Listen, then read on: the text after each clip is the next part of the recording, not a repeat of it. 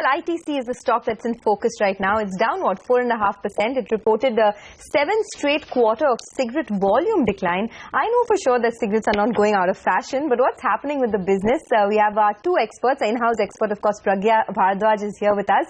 And we have an analyst as well who joins in, Naveen Kulkarni of PhillipCapital. Naveen, I'm going to start off with you first. We've heard, a lot of negative comments from the management in the press release.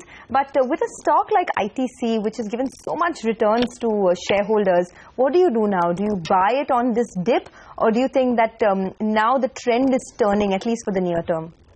See, what we believe is major profitability of the company is driven by the cigarettes business, and that business has been under considerable pressure for quite some time, and consistently there has been, the news flow has been pretty negative. So if you look at the volume growth for this quarter, it's in double-digit negative. So, and this might continue for some more time, and probably next quarter also it will trickle down to that quarter also, that it will be going to be a negative volume growth.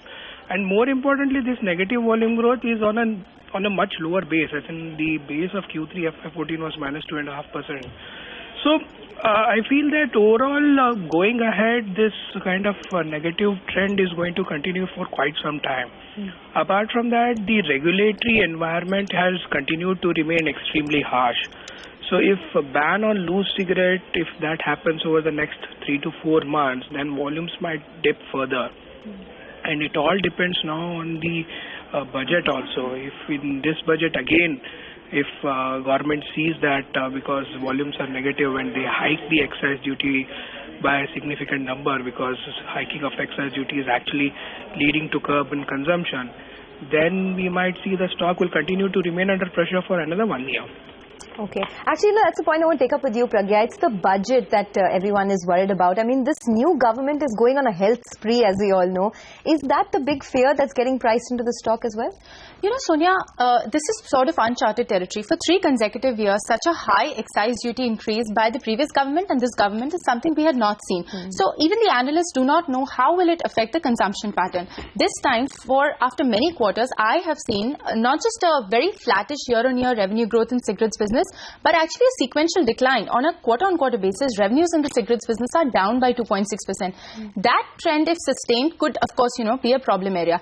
This government, right from the start, when Dr. Harshvardhan was there, have pointed out, many kind of things like, more graphic warnings, ban on sale of loose cigarettes, more regulatory mechanisms to be put in place. So, all of that sort of puts under question a business that contributes, 40% to the revenues, 80% to the profits of this particular company. Does that really dampen eventual demand?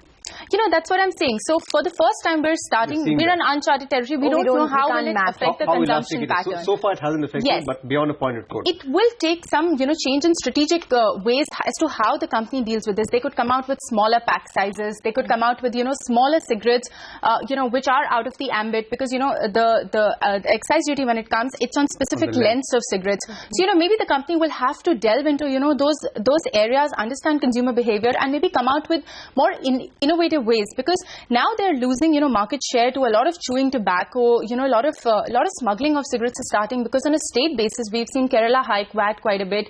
So, a lot of smuggling of cigarettes has started. So, not only is the government not gaining on account of taxes, but, even companies like ITC are losing quite a bit. And my other fear with ITC is that, something that the analysts have pointed out, this company has a lot of, there's lack of triggers going forward. Your mainstay is not doing well. Hotels continues to be under pressure. Paperboards is dependent on the performance of FMCG and cigarettes business. Agri is down. Agri is down. There are trading opportunities which come and go, so you can't be dependent on that business. So not only is 40% of the business not doing well, the other 25% is also languishing quite a bit, where you have, gross margin tailwinds in some of its other peers like HUL, Marico, Godrej. With certainty you can say crude is down, packaging costs will come down. You can't be sure of those kind of triggers in a stock like ITC, at least, for the next 2 years or so. And that's, I guess, the reason why HUL is trading at a huge premium. But Naveen, come in on this. Between ITC and HUL, if you had to advise something to buy, because both these stocks have given huge returns, both these stocks are now falling post earnings, where is the more lucrative opportunity? Yeah, we still continue to believe that HUL is a better place than ITC, because again, something which is impacted by regulations and is very, very difficult to gauge. There is no proper visibility on earnings and revenue growth. Whereas in case of HUL, there is definitely visibility on earnings and revenue growth. The problem with HUL right now is the kind of valuations at which it's trading. So that leaves a upside, that caps the upside a little bit. But on the other hand, considering that if we are looking at a multi-year compounding story, then HUL definitely offers one. So you're saying even at these valuations, HUL is more attractive than ITC? Yeah, we find HUL to be more attractive than ITC because again, ITC, the biggest business for a company like ITC is getting impacted.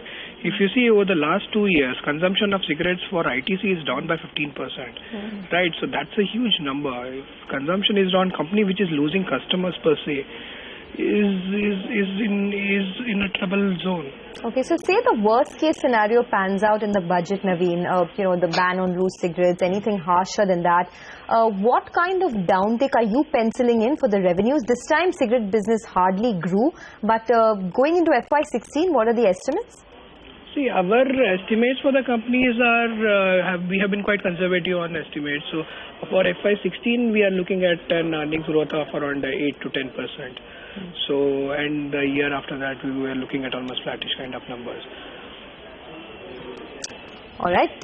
Any final comments, Pragya? No, just, Anything new that you spotted this time? No, if valuations are a thing in case of HUL, it's also a case here. In a long term, a lot of market experts say you always buy a good company. So while in the interim, this could be a problem, but, ITC is known to, overcome these challenges. So maybe for a year or so, you'll see these problems. But once they figure out a way to deal with this problem, while you're losing the customer at the lower end who's shifting to other forms of tobacco because of the duality of consumption that exists, maybe on the higher end, more addition of women smokers, more younger population taking on to smoking, those kind of things continue to stay as fundamental positive trends also. So there's both those things, as far as the stock is concerned, and you can always argue. There's also a broader takeaway, right, that the entire sector is slowing down, and we are seeing the first signs of that. Yeah, well, I would not peg ITC in the same category as HUL because the kind of products it offers is a lot different. But what I would say is that it's like a case for BHL. You can always say you're getting one of the largest capital good makers at one-time price to book. So in a long term, once the cyclicality goes away, it'll always pick up. So the same thing can be argued for ITC. It's trading at half the valuations of HUL, and in the long term, it's known to be a good company that overcomes these challenges. So from a very long-term perspective, again, valuations become very attractive for a company like this, trading at just about 20 times 1 year forward, the cheapest stock in the FMCG space. Okay, so just one final question then, Naveen, if we still have him, for someone who's still interested in ITC with a very longer term view, at what point does the stock become a buy? See, from that perspective, we believe that all the negative news flow has to be factored in because the thing is, these are companies which are driven by consumer demand. So over the next, I would say 1 to 2 years, we are going to see this kind of bad news flow coming in. So from that perspective, it's difficult to gauge at what levels it would become a buy. But let's say a 15% lower than the current price, the valuations will be very, very attractive. Okay, 15% lower than the current price. All right, would be interesting to see if there's any buying at these levels as well, given the kind of underperformance the stock has already seen. But thanks, Naveen, and thanks, Pragya, for joining us.